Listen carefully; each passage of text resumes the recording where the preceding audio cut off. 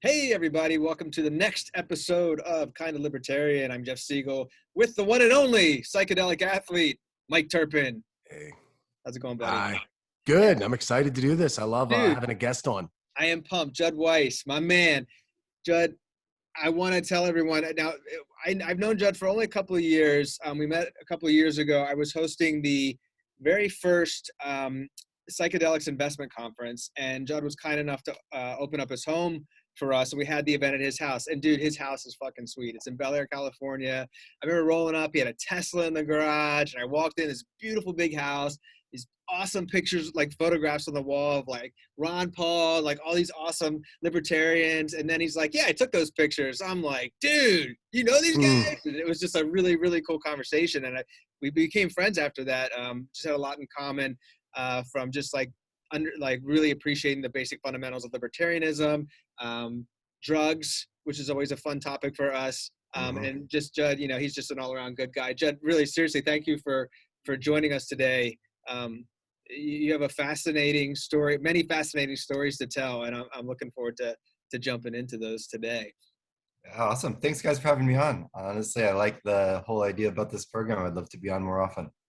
Oh, that would be awesome. Yeah. That would be great. And I'll say at the beginning, Jeff, since he knows you, he'll probably ask you the most questions, and don't feel weird if I don't chime in as much, because if we have a guest on, he knows you well. And, you know, so we want you to talk a good bit and give as much of yourself as you want. So I might take a back seat for little chunks of time and all that, but you know. And if he gets quiet, don't worry. He's not like masturbating or anything. He's just listening. That's all. It's all good. And if you are, I won't see it. We're cool with that. Personal sovereignty. Yeah. So, listen, Mike. Yeah. Cool, brother. Whatever you feel comfortable with. Yeah. I asked my mom, and I don't have a curfew, so I can talk as late as you Dude, want. Awesome. You are so lucky, man. You are so lucky. So this is one of the coolest things about Judd when I first met him, and I didn't know this before I met him, is he was on Libertarian Ticket with John McAfee when they were, you know, trying to figure out who the Libertarian candidate was going to be. And it was like John McAfee and Judd Weiss was the VP nominee. You know, he was running to be the vice president. I was like, are you fucking serious? Not only is that cool, like I'm talking to a guy that, you know, was running to be vice president of the United States, and he's a libertarian, and he does drugs, which I'm like, I'd fucking vote for you, just like that, you know? But he's like, yeah, I ran with John McAfee. And I'm like, that guy to me is like fascinating. He is absolutely fascinating. A little scary. I'm a little freaked out by him. I feel like if I ever met him in person, I'd be a little nervous. I mean, you know, not disrespectfully, but just the fact that he's like just so fucking intense. But Judd was telling me some really great stories, and Mike, I think it'll be great. Just Judd, if you could just like tell us a little bit about your time with McAfee. It's just I think it's fascinating. Sure. Yeah, that was fascinating. None of my friends could understand what the fuck they were hearing when they heard that I was his VP running mate when it got announced. Everybody's like, what the fuck? Judd's running with McAfee? How? Nobody even knew I knew the guy. And in fact, I really didn't. I was just like you. I thought the guy's super fascinating. He's really interesting, and he's like, he's just really entertaining. So I always love following whatever crazy shit comes out from him. And I know everybody in the Liberty scene. Like you were saying, my photos. I'm an enthusiast photographer. It's more of a passion thing for me. It's not something that makes me much money, but I've been flown out to shoot all these events because I try to make these nerds look cool, one nerd at a time. And I've got now like 50,000 Facebook profile photos out there that are mine. And I let people use them for everything, websites, author bios, book jackets even. Like they're all over the place. And Tinder. These nerds are getting it right twice. Yeah. So, and they're sending me like appreciation. And I'm like glad, because like I want this scene to do better. Part of that is to like be able to procreate. In any case, because my name is literally on tens of thousands of profile photos out there, that's how I got the gig with McAfee. But it's to back up a second, it's also how I know everybody in the Liberty scene. I just bring my camera around, and then I put these albums together, and they invited me to all these events. And so we were discussing before we started the podcast about all the different factions of libertarians. I'm one of the few that really navigates between all the 17 warring factions of libertarians really well, because I'm just bringing everybody presents. And, Wow. and I'm just really cool with everybody, and I'll work with anybody where we agree. Even Democrat, I mean, I'm in LA. 95% of my crowd is like Bernie Bros in the festival community. So it's not like I'm not used to traveling with around people that don't have complete synchronicity in my views, let alone in the liberty world. And so I've really I've just gotten a great rep of being cool to everybody. And and I've thrown so many fundraisers and events at my house. So the guy who was running McAfee's campaign reached out to me if we could do a fundraiser for McAfee at my house. I was like, hell the fuck yeah. I'd love to meet the guy. I hadn't even met him, you know? And over the course of discussing it, because he's jumping into the Libertarian Party at that time, where Gary Johnson's got a lot of credibility, but isn't very dynamic. McAfee is the opposite. He's extremely dynamic, but he's like new into the party and the scene. He doesn't have that much cred. And then the discussion kind of centered around possibly me running with him, which blew my mind, made me really excited about the possibilities there. And then I literally met him at that fundraiser, and then it was announced that I'm running with him as VP. At the fundraiser. At the fucking fundraiser, it was announced. That's when I met him for the first time. But we already discussed this beforehand, a couple weeks beforehand. Okay. But that's when I met him. So I was kind of like you, just a fan, just this like crazy maniac that I was really thought was endearing to me. And basically my job was to reimagine this savage as an art piece. Okay. You know, that's kind of how I got the gig. Was he thought it would be a really interesting approach to take a more creative approach to the campaign, which is what I brought. So I was you know, because I was just talking about things like, let's do things completely differently. We've got you. There's no reason to be a generic politician. I've got no delusions of the White House. The only thing that the Libertarian Party I feel really has to offer is the platform of the presidential ticket. Otherwise, honestly, I think the Libertarian Party is completely useless. Actually, useless would be an improvement.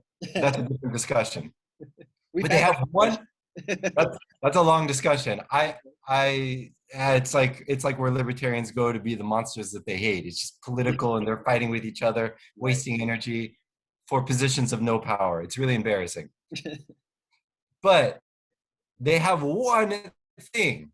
They have the presidential ticket and the platform that brings, which is just some attention. And they keep using it to say, we're going to win the presidency, which is delusional because they're not. But they could catch attention and they could move the needle. They could do something of value. And I said, if we're going to do this, let's just stop thinking about becoming president, getting in the White House. Let's just get attention and do something really fucking cool. And let's stop talking to the political junkies, because nobody likes them. Nobody likes their sensibilities. They're kind of obnoxious. Let's talk to cooler people. Let's talk to artists. Let's talk to tastemakers. Let's just speak to some more interesting crowd than the political junkies who are just really vibing everybody really bad. Right. And that's what I try to do. I just said, we're not going to speak into a camera and say our top 3 issues for these presidential ads. Let's try to create these art pieces. And that's what I did. You've seen those videos that I made. Dude, I was actually pulling up one earlier because I remember it was that hate sale. Oh, yeah. Dude, that was fucking brilliant. Absolutely brilliant. Like, I remember watching that thing, and it's a long piece. Is it like 5 minutes long or something? Yeah, it's 4.5 minutes. Yeah, and I remember watching it, and it was like, I could watch that as like a short film almost. You know, it was like it was really cool. And then you realize you don't even know it's really a political ad at all. You know, it's just like but the message in it, fucking so on point. So on point. Yeah, it was great, man. Frankly, that is so much more relevant. That particular ad is so much more relevant today than when I made it.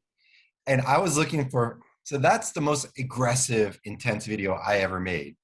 And I was looking at footage back then when people were fighting between the Trump and Hillary time. Right. And now the footage that I would have for if I was to remake that video today, this looks like that looked intense, and now it looks like pansy stuff compared to like what's happened in the 4 years since. It's crazy how much. Huh? Have you ever thought about like doing another version of that? No, that was the most miserable video I ever made. Just like combing through footage of all that animosity and negativity. Right. I don't want to do that again. To be honest, it's just a miserable experience. What year? What year was it? Was this in rerun? 2016. Look up the hate sale. Okay. Judd Weiss. But here's the thing. I made this. There's this first video was just called "Be a Libertarian."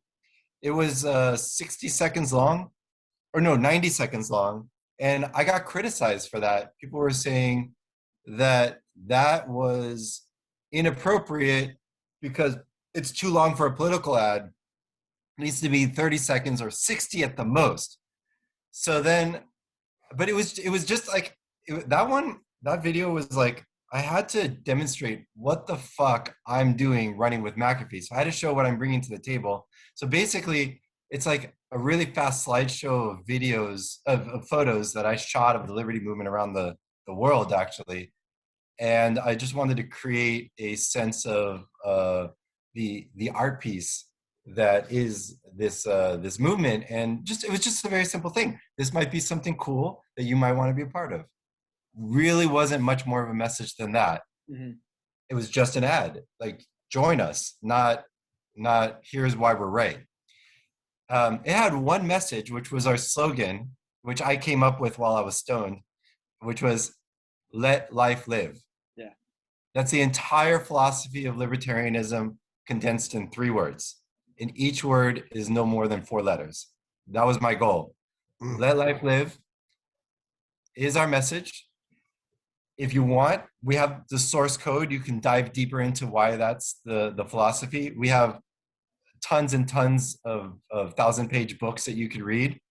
But I don't want to throw a 1,000-page book at people. I wanted to throw 3 words. Let life live. That was our message.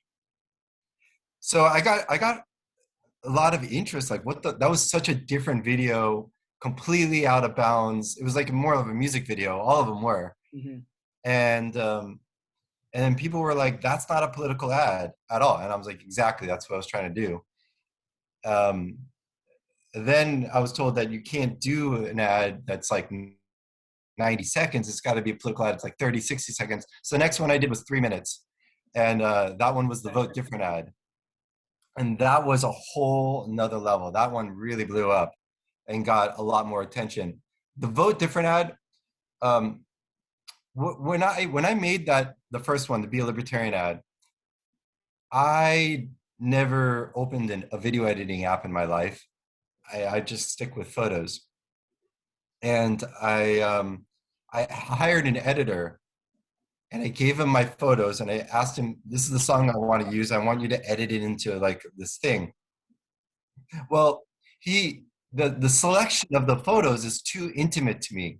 So I liked his edit. I liked the cut. But then I installed Adobe Premiere for the first time.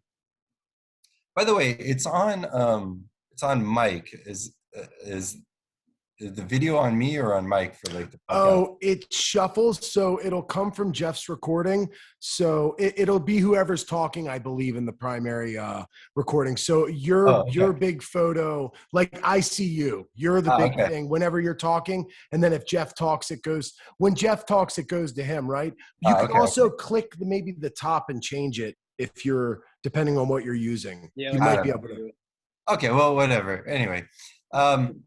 So I gave this to an editor, and I loved what he did, but I installed Adobe Premiere so I could just drag and drop my photos into his edit file. And I learned how to use a video editing app for the first time. Literally, all I knew was C for cut, V for select, and how to drag and drop photos. I didn't know anything else. And with that knowledge, I started making this other video called Vote Different. And that was the first time I edited anything in my life. It was just my first attempt at just playing with a video editor. And and I was blown away with what I could do. I didn't even know on the timeline that you can use the left and right arrow keys to like move down the timeline. I was like clicking the little buttons in the screen frame by frame to like edit this thing. It took me 2 weeks because I just didn't know how to use a video editing app. And that video, I told my team, this is going to be a whole new level. This is going to be the best best political ad anyone's ever seen of all time. I'm so enthused by it, but I need to figure out how to use this video editing app. So give me because I was really in love with the idea. And the thing blew up. It was another level. It was a totally different experience. It was kind of like this slow trance with homage to that Here's to the Crazy Ones Think Different ad by Apple. But I had McAfee say it, and I really wanted to drive home the point of how the people that are different, that are outside the box, are doing something that's really interesting, because the status quo is not working for us right now. And I wanted to present it in a really beautiful, engrossing way. So it was just so different from a political ad that anyone's ever seen. And that was the point. I was like, not how do we make McAfee a politician, but how do we use the platform for the Libertarian Party to show somebody a completely different experience outside of this like nastiness? Yeah. Well, how do we find a path outside of what we're doing right now? Not how do we copy what we're doing? That was my whole point.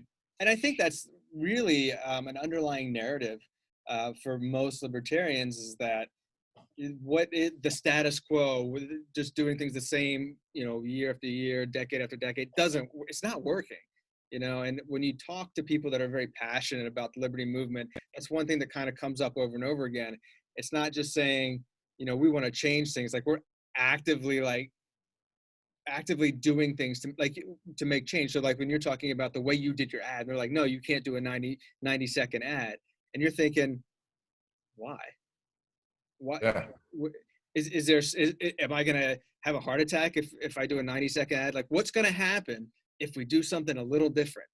It can't be any worse than what we already have. Yeah. So, I mean, right now we're useless. So let's do something. Yeah. Nobody's paying attention, libertarians. I have a question for you. First of all, I want to say you are an unbelievable talker, and it is very interesting to hear you say this.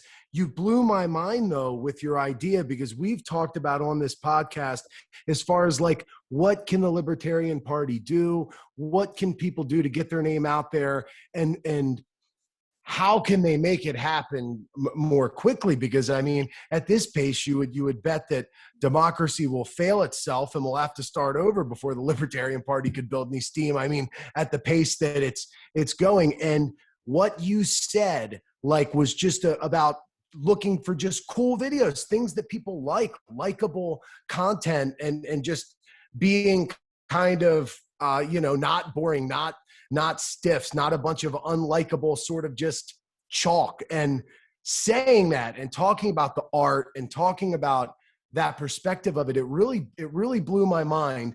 And it led me to a question, and I think libertarianism is probably the platform for this. You mentioned how you had some experience, and Jeff talks about psychedelics. You guys met through some sort of link like that, and I'm interested in psychedelics. Something I've always kind of wondered is, how do you feel, and do you get a little self-conscious about being in the political spectrum? How do you own the fact that you're into this sort of alternative nature and into this thing that's kind of has a stigma that it does? How do you handle trying to get into that level of politics, that platform, having that history? Is that something you can do proudly? Were you nervous? Oh yeah, no, not at all. In fact, that's like my mission. With cannabis, with psychedelics, I have literally no interest in trying to remove the stigma. I think that's why it's a similar thing with libertarians are trying to remove the stigma. I think that's why all of this is lame. You don't apologize for a gift.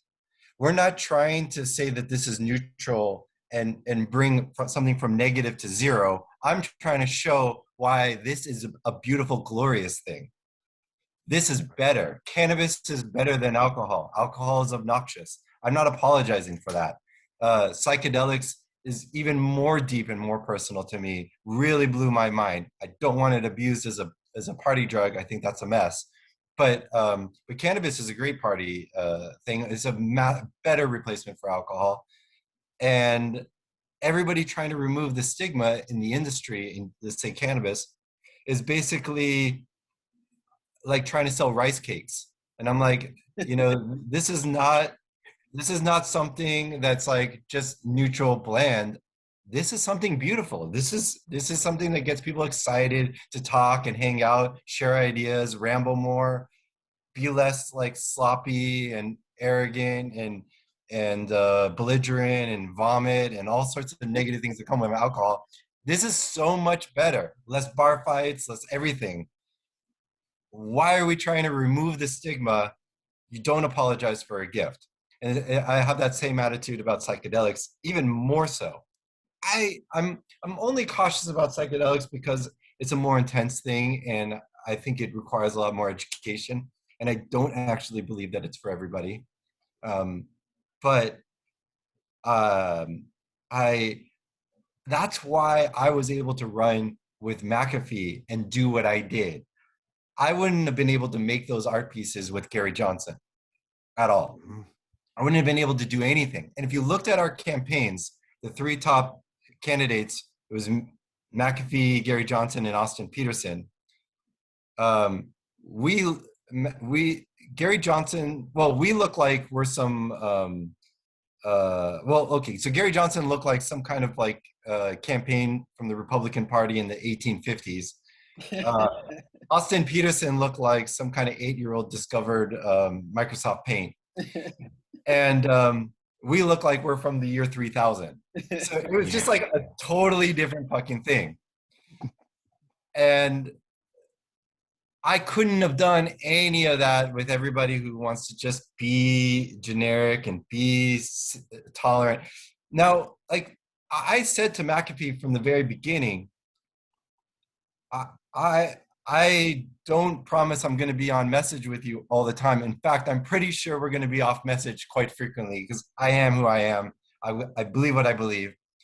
And he didn't have any problem with that. He didn't give a fuck. This guy literally doesn't care. So I could do whatever I wanted.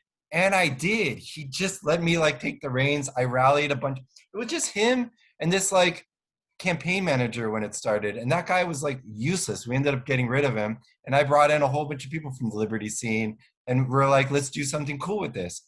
And he just kind of like let me take the reins. So I was running the campaign essentially as soon as I got involved. It was pretty crazy. I wasn't even expecting that, but he didn't care. As long as he liked what he was seeing, he was just gave me plenty of leeway. And this is a guy who doesn't apologize for his psychedelics or anything. In fact, everybody around him, if you meet him, you'll realize pretty much everybody that works with him has a criminal record or a prison term in their history.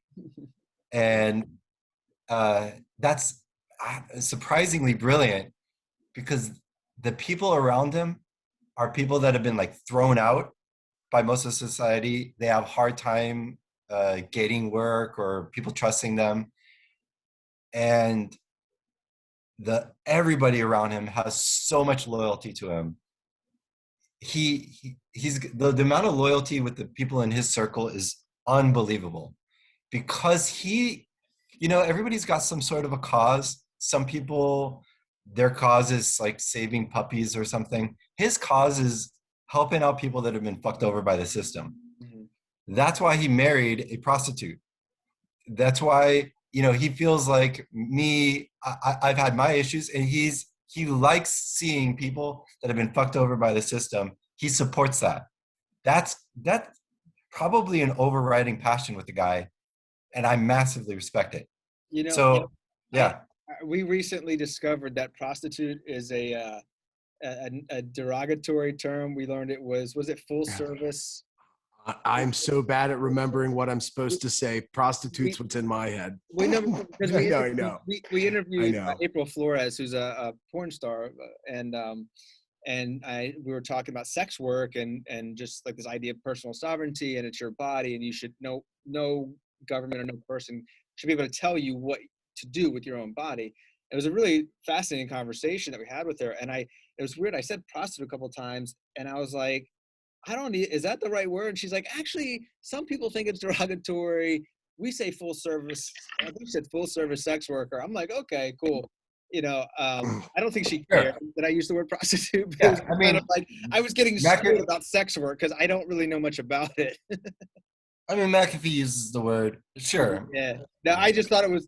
I just immediately thought back to that conversation. I wish you could have been there with her because it was, as someone like you who appreciates, and we see this a lot in Liberty Movement, the idea of personal sovereignty. And she was just like, the embodiment of like all of that. And just do you think that libertarianism in general kind of probably aligns most with intention when it comes to language? Would you say that would depending on the way you feel when you say it, or do you think that there's much, like, as far as political corrected nature goes, like how far do you take things, you think, from a libertarian perspective? Is that something that's touched on much? Libertarianism has literally nothing to do with that. Right. There's libertarians who are like that, who are more politically correct. There's libertarians who are intentionally not politically correct. The whole gamut, just like in normal society. I mean, frankly, the feminists that are really adamant about using certain terms are also really offensive to conservatives in other ways. So everybody has the area where they want people to speak some way, and then they're trolling in other ways. It's kind of it's all over the place. Libertarianism literally has nothing to do with that. Cool. Well, that was a cool thing about April. She wasn't saying you should say this. I asked the question because I didn't know, and she's like, yeah, some people think this. That's one thing I liked about having her on the show too. Was like she's definitely the kind of person and has very strong opinions about sex work, but is not going to be like, this is how you have to see it. She's like, this is how I see it, and my opinion on this is based on her thoughts of personal sovereignty, and that was that. I mean, when you got intellectuals, you'll have people all over the place. You're going to have libertarians that are going to be triggered by your podcast name. What do you mean, kind of libertarian? You hate it. Don't you own it? Why are you an abuser? Only kind of libertarian? So you're kind of an abuser? What's wrong with you? Yeah, I guess it really depends on who you talk to. Hey, it's interesting. And it's funny when we first started talking about this, you're talking about like this warring factions in the libertarian movement, and just like this idea of like the liberty movement in general. Over the years, I've seen it, different types of people come into to the fold. So I remember years ago going to I think it was like Students for Liberty conference. And I was talking to this woman, and we were just, talking, and she said, how did you get involved with this? And, what's your background? I said, well, I was somewhat politically active when I was in college. I was a Democrat, very behind a lot of liberal causes.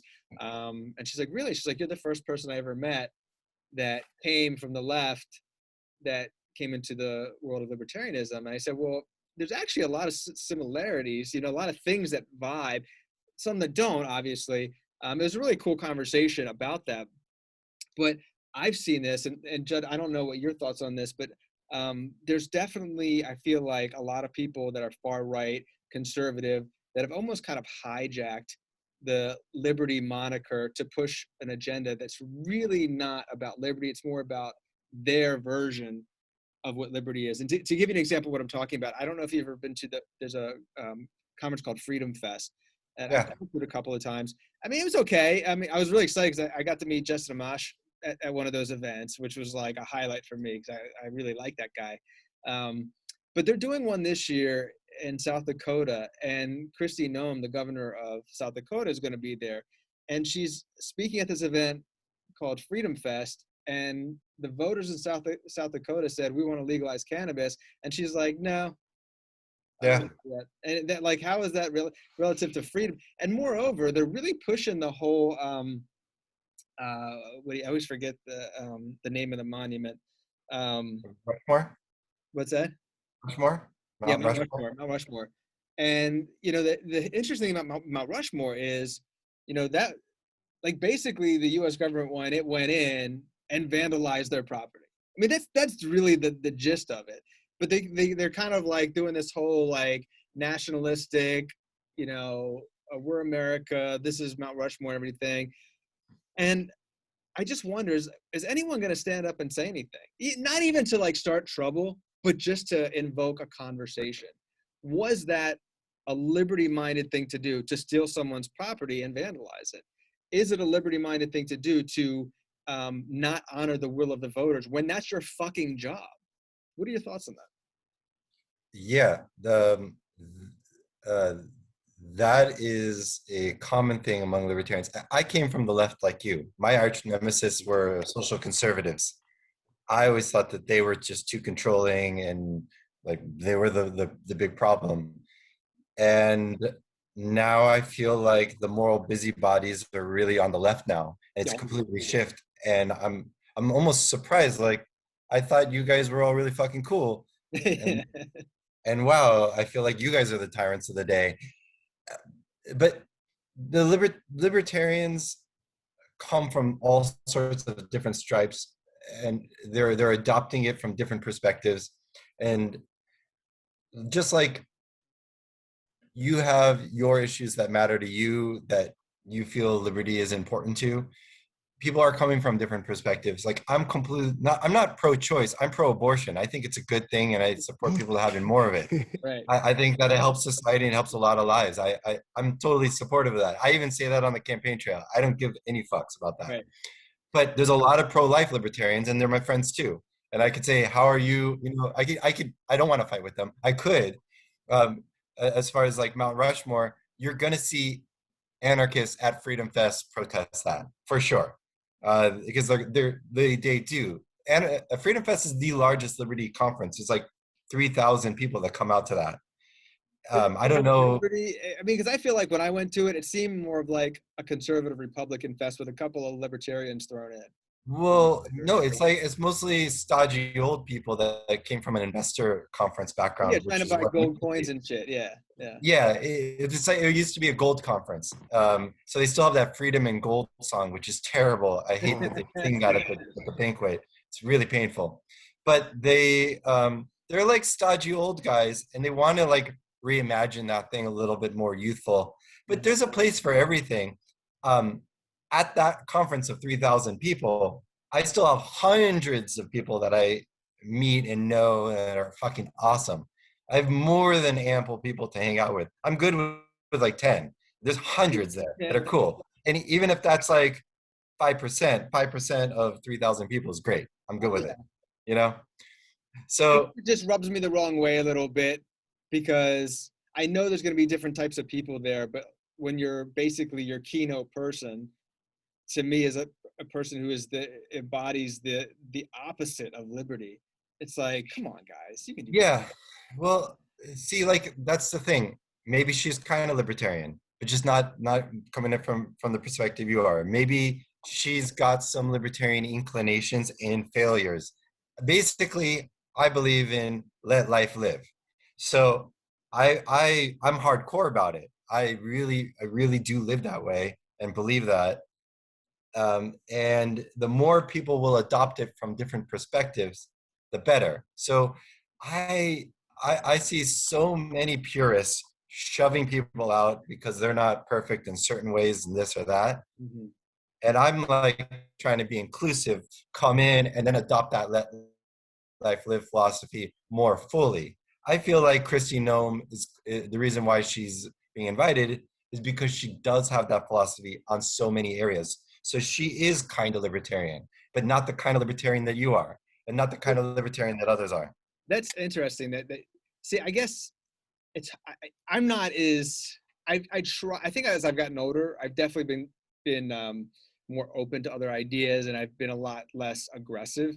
But it's pretty interesting that you're much far more evolved than I am because like I guess there's just certain things that trigger me, and I guess like the cannabis thing is a big one for me. Well, I have a cannabis brand, and I'm in a psychedelic. So obviously I have a very strong difference of opinion with her on that. Yeah, But I also do with 95% of my crowd in LA that come to my events, yeah. that I offer drinks and food to at my house. I don't agree with them on a lot more things. And they realize that I'm not problematic. I have libertarian speakers at my house all the time. They come and I tell people, you don't have to agree with anything, but you'll hear a different perspective. Mm. And they come. And then I broke through the idea that you can't have a political discussion at a hot party, because I've definitely done that many, many times. I've just been really chill about it. So that attitude that you're saying is something I'm very familiar with in the scene. People are constantly finding where they disagree and saying they're not a real libertarian, they're not this. Mm-hmm. And that's true. I don't care. I don't really give a shit about labels. Are you adopting more of the let life live philosophy? And if you're not adopting that fully, in the areas where you are adopting it, can I work with you to increase that being a more pervasive reality for us to live under?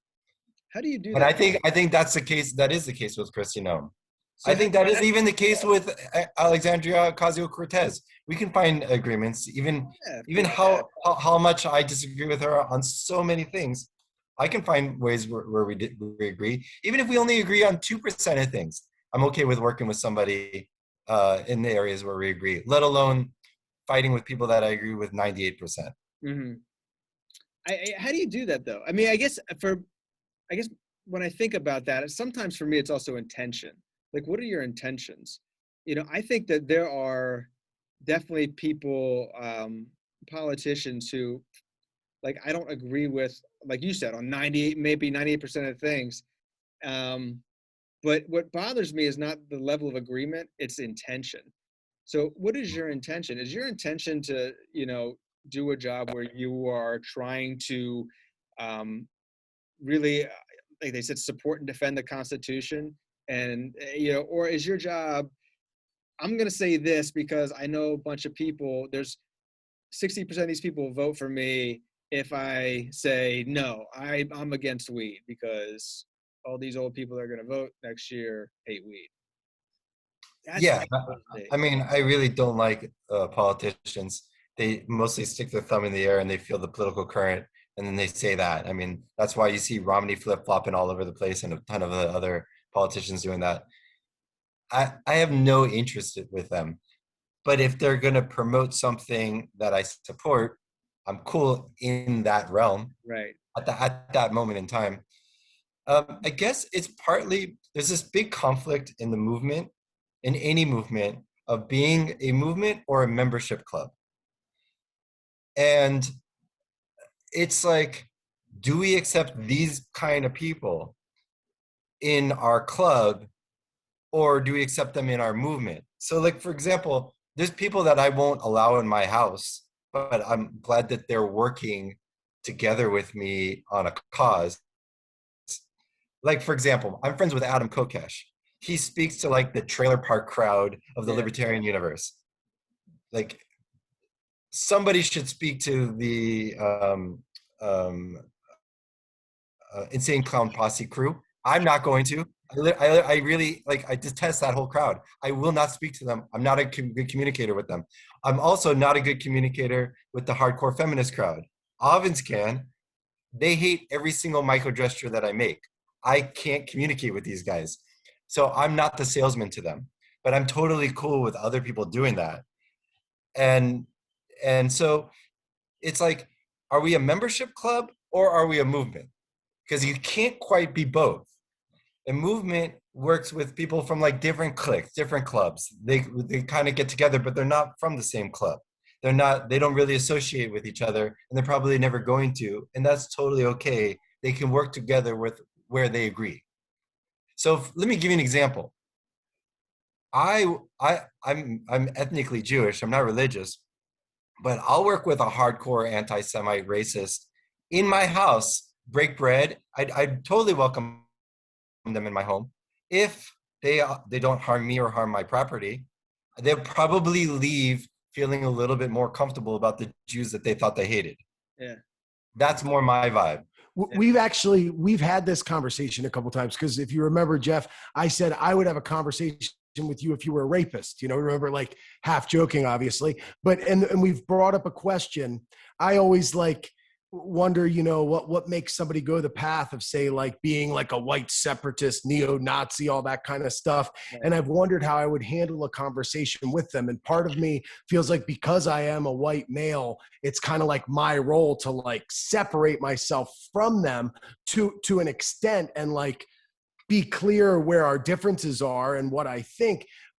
Just kind of in a weird, bizarrely, we're similar but not competitive sort of nature. Kind of like how you're sensitive to people your own age versus big age gaps. You'll let people be a little bit different socially than you are.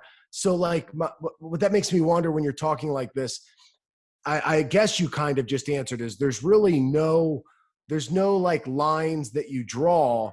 You kind of just judge everything individually there. And it's almost like you would let somebody who is a racist recycle on a recycling retreat, or maybe recycling is not the right word, pick up trash or do something that's distinctly positive. And an honest conversation is just that. I don't know if you have much to say on that, but my main question that I wanted to get to as well was that, you bring up this slogan that you had, but would you mind unpacking it a little bit and maybe giving a little insight on something we've discussed, which is what unifies libertarians? So like, let life live. What and we say there are these differences. So there's, yes, you see the world through a libertarian perspective, but due to who you are, the way your brain works, your history, your subjective nature, you're going to see it different than Jeff, than Mike, than Judd, than all of us. You can see it through a feminist perspective. You can see it through all sorts of different perspectives. You can see libertarianism, but what unifies everybody? In addition to this three words, 4-letter words, what unifies everybody who is in this group? Is there more that you can say on that? Yeah. So look, for example, kind of getting to that point you were just saying, a racist isn't some different species. They're just somebody with different ideas. Somebody who's a socialist or capitalist, they're not different kinds of humans. The point is that ideas are not people. People are not ideas. We all have views right now that we didn't before, and some of our views that we have right now may change in the future. We are vessels for ideas. So I try to go away from your ideas define your identity. Your ideas are the ideas that you currently hold. This is what you believe, but you're not like some certain species that I can't associate with. You're a human with that understanding at the moment. That can change. Whether it's worth it for me to put in energy to change that, maybe not. I only have so much energy, a certain amount of energy, and so does everybody else. But that's why I'm more inclusive with people that I disagree with. The let life live philosophy is just simply that. Do whatever you want to do, as long as you don't hurt anybody. Your life is yours. And I think that right now the message I was getting across in the hate sale, or just the message in general, is every 4 years we're fighting over who has the reins on the nooses around our necks, and wouldn't it be just better, instead of we keep fighting over that because we have to, we just drop the ropes? That's the idea behind liberty. We could live amongst each other so much better if we didn't have to fight with each other for those reins. Right now we think we have to control the government so we can control those assholes because they are going to fight for control over us. That's completely legitimate. They have a good reason to fight, but the reason that they are fighting is because of the Iron Throne, because of the Ring of Power from Lord of the Rings. My idea is to like throw that Ring of Power in the pit of Mordor and burn the Iron Throne. And that's the problem here, is that the real problem here is force and controlling each other. And removing that ability to control our neighbors allows us to not have to fear their control of us. We can live so much better that way. That's what Let Life Live is about. Have you always been, because you just seem very like, what's the word? You're very like easy, trying to think of the right word. Zen or something. Well, it's just like you're very laid back. Like you don't do you ever get angry? I mean, you don't seem to like lash out. You seem to like things come to you, and like you said, like like a white supremacist could come to you and you're like, yeah, you come to my house, we'll talk about stuff. And you're so chill about that. Like, have you always, is that appropriate? Or is You that seem like you're appropriate. The word I think of is like appropriate, you know? Yeah. Well, cool. I'd like to believe that's appropriate. I think it is more appropriate. I hope more people do that. I think the world will calm down a little bit if we stop treating people's ideas as their entities and we treat them like their identity is separate and their ideas just happen to be what they are, just a vessel for those ideas, and that can change. And I have so much experience traversing so many different scenes with different ideas. I've gotten people interested in the ideas because they think I'm doing some cool stuff and they like what I'm about, and they like that simple message of let life live. And basically the idea is that if you don't believe in let life live, you believe. I mean, now that kind of puts people on the defensive to justify anything different, because I'm. It's not about limited government. The purpose of that is not like my goal is not limited government. That's a means. That's a tool to less limited people. That's my goal. I'm trying to remove limits for people. That's actually a deeper topic about psychedelics. Psychedelics are removing people's limits and limitations, and it's really amazing, blowing people's minds. But that's very much what I'm trying to do in the political realm. I'm just trying to remove limits for people so that they are unleashed to live however they want peacefully. Peacefully is the only limitation that I have there. I think I'm very inspired by what you're saying right now, actually, because I feel like that's a good, I mean, for me anyway, it's a good lesson for me. I think I need to be more mindful of that, of, like you said, people are not ideas and ideas are not people. We're still people. I mean, I need a mechanism in my brain because, you know, I grew up before I discovered before I discovered drugs. You know, I had some very serious anger issues, which are not good things to have when you live in Baltimore and you're not a very tough, you know, if you're a white kid, it's not very tough, and you're driving through the city and you decide to have a road rage incident, which happened to me many times when I was younger. I can't believe I'm still alive, considering that.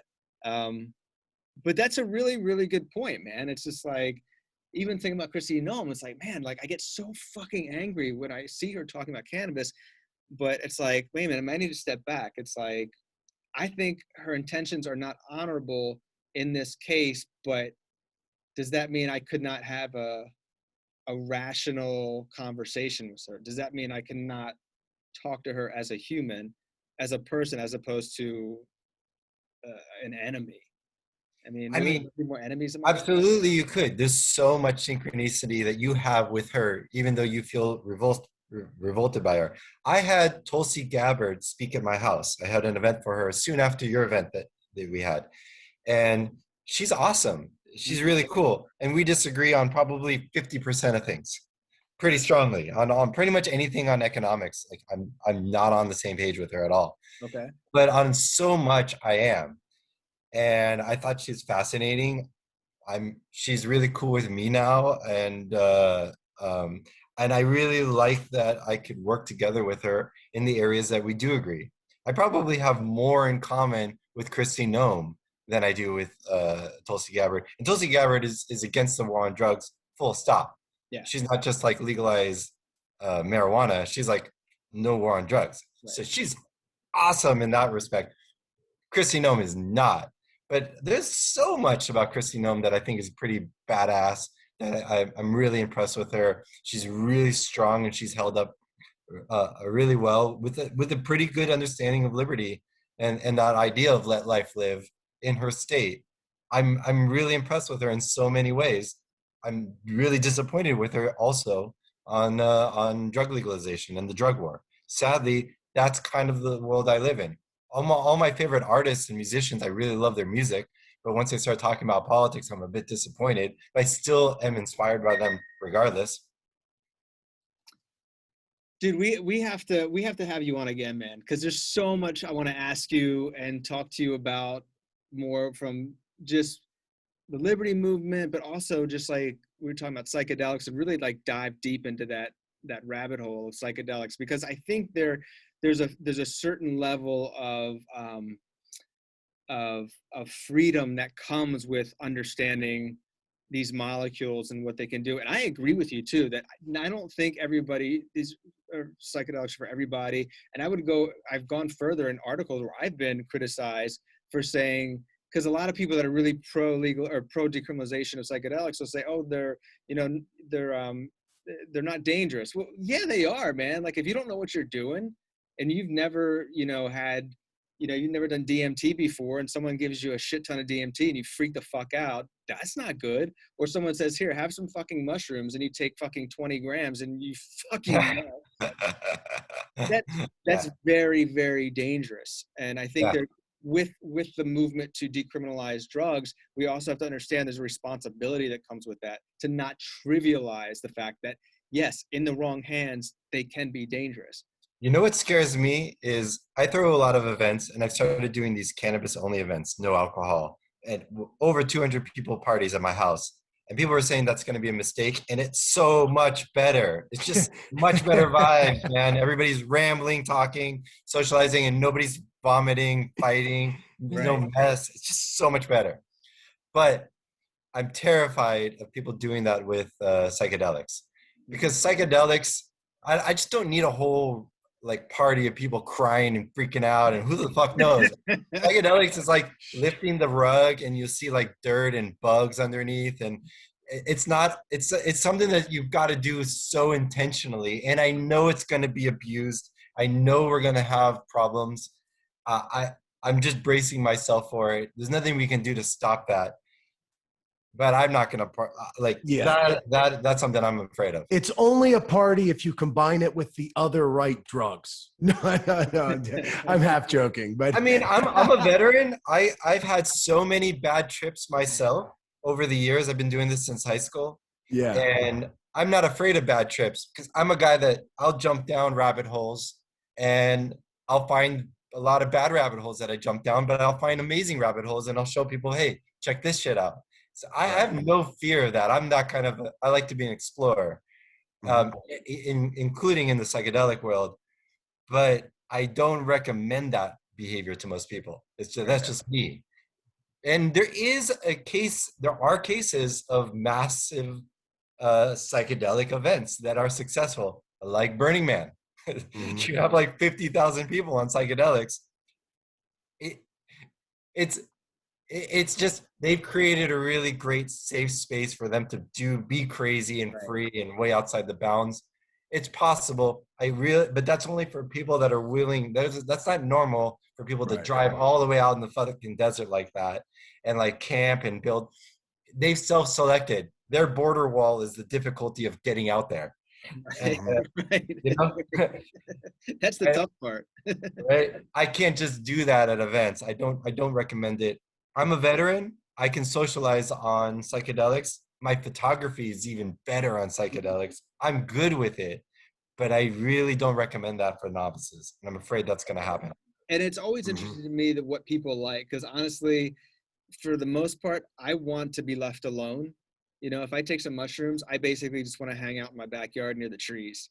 Like, that's all I really want to do. Like, I don't really want to be around people unless it's somebody I'm really close to. And if I'm around them, like, I don't want them to like be around. Like, we can be in the same room, but like, don't talk to me like when I'm doing this. You know, it's kind of like going to a concert. you know, I'll go to a concert with you, but if you fucking keep talking to me while the band is playing, I'm gonna get really annoyed. You know, I'm like, let me enjoy this. Yeah, people are pulling people out of their trip all the time, and they start describing their experience, which is like not at all what the experience somebody else is having. Yeah. And they're pulling people out of the trip. And like I tell people on DMT, I have a DMT pen and I love it. I'll share it with people, but I always give them their space, and I don't want anything to distract and pull them out of that experience. Right. Mm-hmm. Oh, we gotta have this. Okay, listen, I know that we gotta go, but and I know that you're busy, but dude, like, let's try to, like, I don't know how your schedule is next month, but if you have time, I'd love to like get deeper into this. Maybe have a little longer conversation again, particularly about the psychedelics part of this, because I think you're very knowledgeable on that, and you have a lot of experience in that world, and I know Mike does too. And I would like to just sit and listen to you guys talk about it, because I think I could learn something from that. So just let me know if you're down, you know, let me know what your schedule looks like, and we'll definitely accommodate it. Cause dude, this is gonna be, this conversation is going really, really well. And I'm bummed that we have to end it, but you know, I know Mike's got place to be. I gotta go home. And I know you have things to do too. So yeah, dude, just like hit me up and let me know like when you have time, and we could. I'm down. Let's do this more frequently. I'd be down for once a month, whatever you like. I love to. 100%. You guys are both super fucking cool. You know, if we made this a more regular thing, I would love that. Well, Mike's okay. He's all right. He's yeah, I would love that, dude. I would love to talk about it. Yeah, for sure. And lengthier conversation. There's no literal time limit. It's just tonight. That's how it worked out. So if time allows, we should really go in deep, because sometimes this is like the time when momentum just starts going. So we could really take it some cool places. I'm excited. I was just rushing around today doing a whole bunch of shit. I just got back from FedEx and doing errands. I'm not even like clean and ready to like be on a podcast or anything, but fuck it. This is awesome, and I'm down for this. I think anytime. Mike and I look particularly well groomed at the moment. I work at 9:30 this morning. I still haven't showered. Thank God you can't smell me right now. It's fucking horrible. All right, well, this was great. We're going to do this again. Judd, thank you so much for joining us. And until next time, everybody, be well and be free. Thank you. Thanks, guys.